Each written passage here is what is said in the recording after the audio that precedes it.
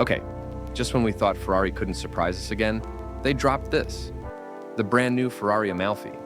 A name that sounds calm and coastal. But trust me, this thing hits harder than your morning espresso. You're looking at a car that's not just another shiny Italian badge. It's the first of Ferrari's next-gen GTs, blending all that track-bred fury with the kind of comfort you could actually live with every day.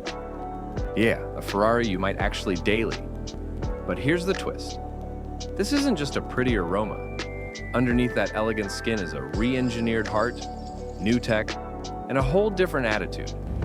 Some are calling it the perfect mix of elegance and aggression. Others say it's Ferrari's most balanced creation yet. So, before you scroll away, wait till you see how it actually drives. Because this car has a few surprises that'll make you rethink what a grand tourer can be. Welcome to the Auto Expert. And today we're diving deep into the Ferrari Amalfi. Exterior design. From the front, it's pure Ferrari theater. That low-slung nose, those sleek, laser-sharp LED headlights. It looks like it's slicing through air, even when it's standing still. You can instantly tell it shares DNA with the Roma, but the Amalfi feels more grown up. The grille is wider, the lines flow cleaner, and everything just looks tighter and more intentional. Move along the side and the proportions hit that sweet spot. Long bonnet, short rear, and a shoulder line that curves just enough to make you stare twice. Then there's the back, my favorite angle. Quad exhaust tips, a neatly integrated diffuser, and that subtle, active rear wing that hides until it's needed. It's like Ferrari's way of saying, we don't need to shout to prove a point. Overall, it's elegant, muscular, and balanced. A proper GT, but still very much a Ferrari. Interior and comfort. Step inside, and honestly, it's like stepping into a high-tech sculpture. Ferrari has absolutely nailed the cockpit feel. Everything curves around the driver. Every button and dial feels mechanical, yet precise. The steering wheel brings back proper physical buttons. Finally. No more accidental touch gestures while you're trying to signal a turn. The digital cluster is crystal clear, showing everything from revs to boost pressure. And the passenger display is still there. Because apparently, Ferrari thinks your passenger deserves to feel like a co-pilot too. Materials? Soft leather, carbon trims, and stitching so fine you could mistake it for hand-tailored Italian fashion. And surprisingly, it's comfortable.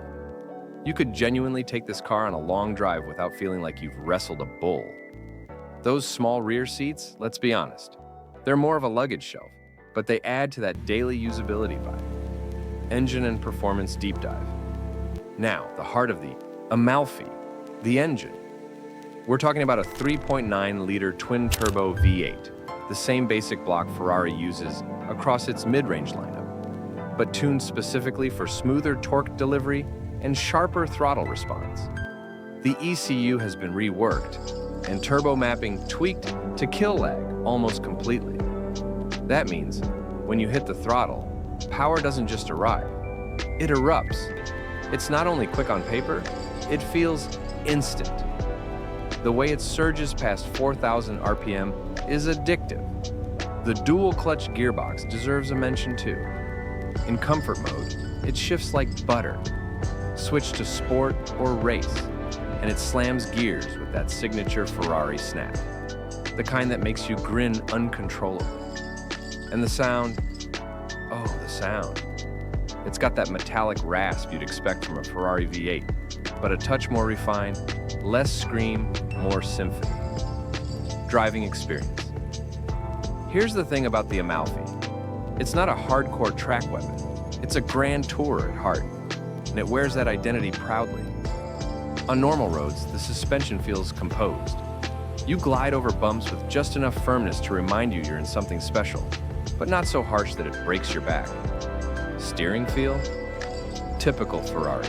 Sharp, direct, and almost telepathic.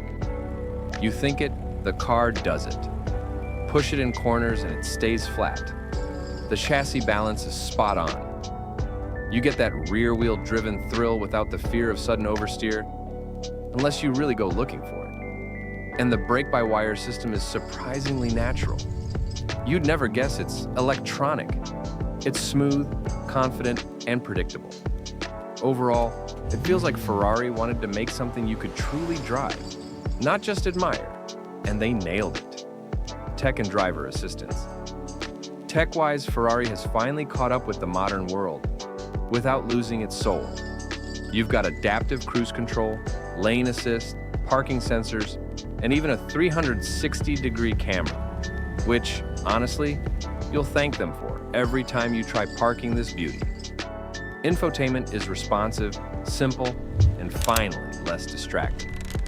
Apple CarPlay and Android Auto are wireless now, and the UI feels fluid, not like some rushed afterthought. And if you're big on sound, there's an optional Burmester audio system that can make Italian opera sound like it's happening right in front of you. Or you could just listen to that V8, your call. Practicality and daily usability. Let's be real, nobody buys a Ferrari for practicality, but the Amalfi does try. There's a decent-sized boot, enough for weekend luggage. The ride height is still low, but you get a nose lift system for ramps and speed bumps, which helps. Visibility is actually decent for a GT. You can see out the back better than you'd expect. Fuel economy? Yeah, it's still a Ferrari. So, let's not kid ourselves. You'll be seeing around 8 to 9 km per liter if you drive sensibly more. But who's doing that anyway? Price. All right, time for the painful part, the price. Base price starts around $240,000, and by the time you add a few options, custom paint, carbon bits, upgraded audio, you're easily pushing $300,000 plus. But then again, exclusivity has its price. You're not buying a car, you're buying the Ferrari experience, like the heritage, the design, the nameplate that turns heads everywhere you go. Competitors and final thoughts. So where does it sit in the real world?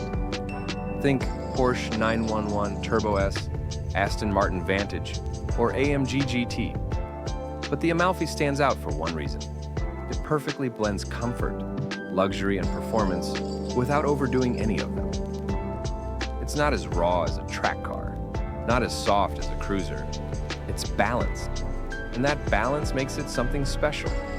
If you've got the budget and you want a Ferrari, you can drive every day without losing that adrenaline hit. The Amalfi might just be your dream car.